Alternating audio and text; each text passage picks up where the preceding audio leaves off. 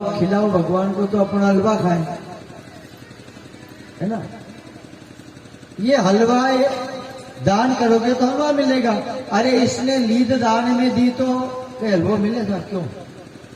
अरे लीद दी है ना, तो ये लीद उसकी दान की रकम है और ये रकम उसी की है और उसको 7 जन्म तक सुवर हो करके लीद को खाना पड़ेगी। क्या बनकर? बोलो जोर से, क्या बनकर? सुवर। मंत्री ने राजा से कहा, महाराज आपने कमंडल में कहीं लीद का कमंडल भरा था क्या?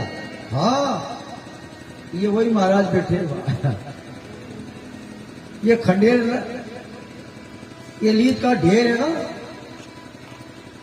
ये उन्हीं महात्मा जी के आंगन में महाराज।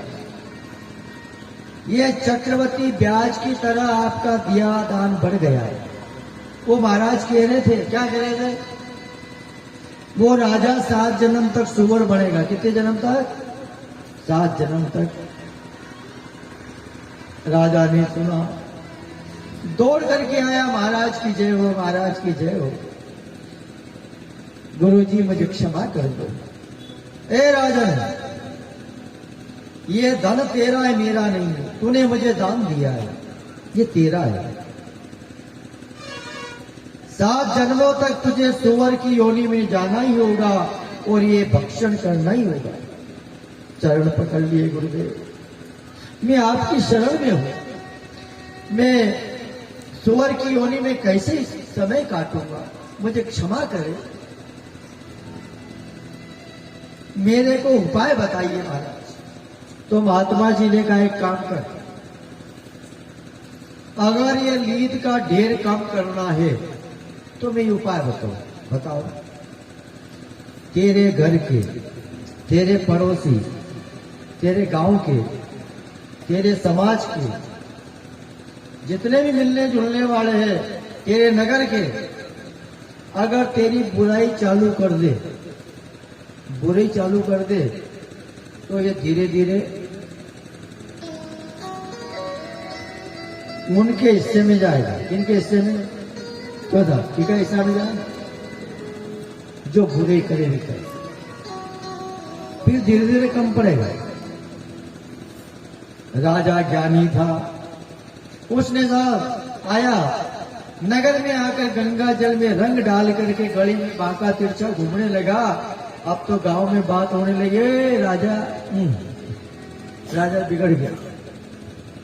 वो घर के लोग, परिवार के लोग, समाज के लोग राजा की बुराई पर बुरी, बुराई पर बुरी, बुराई पर बुराई चलू। इतनी बुराई हुई, इतनी बुराई हुई, बुराई बढ़ती गई और धीरे धीरे वो लीद का ढेर कम पड़ता है। पर देखो, असली दान जो कमंडल का था वो कम नहीं पड़े, वो असली है नहीं, वो उसका असली दान है। बुराई जिन जिन लोगों ने करी उनके पल्ले में चला गया। आपकी कोई बुराई करे तो घबरा जो मत हो, ये कथा इसलिए है। आपकी कोई बुराई करे, आपकी अवहेलना करे, आपको भला बुरा बोले, आपको खोटा बोले, तो समझ लो कि लीद की ढेरी का पल्ले यही है ना, ये लीद का ढेर इसके पल्ले में जा रहा है, ये मान लो आप। बुराई करने वाले पर कभी घबरा मत। अरे रहीम जी ने भी तो कहा है, निंदक नीरे राखी आंगन कुटी जबाए ना। बुराई करने वाले को हमारे घर के सामने घर बांध दो, 2 अकल की बात रोज मिले, कितनी रोज मिले। पर असली धन कमंडल का, ए राजन, अब तो सुवर बनना ही पड़ेगा और तुझे ही खाना पड़ेगा। चरण पकड़ लिए गुरुदेव, मैं आपकी शरण में हूं, मुझे उपाय बताए। अरे जो ब्याज तो बढ़ गया, पर असली धन नहीं बढ़ा। गुरु जी ने कहा राजन, गंगा जल में चंदन जैसे घिसते हैं कि नहीं? जैसे चंदन घिसते हैं ऐसे इस लीद को घिस कर एक एक मग्गा रोज गंगा जल से पी। काय से पी? काय से पीनी है? हाँ। वो लीद जो थी तो राजा से कहा कि गंगा जल में घिस के एक एक मग्गा रोज पी, ये बीमारी जा। राजा चरणों में जा गया, गुरुदेव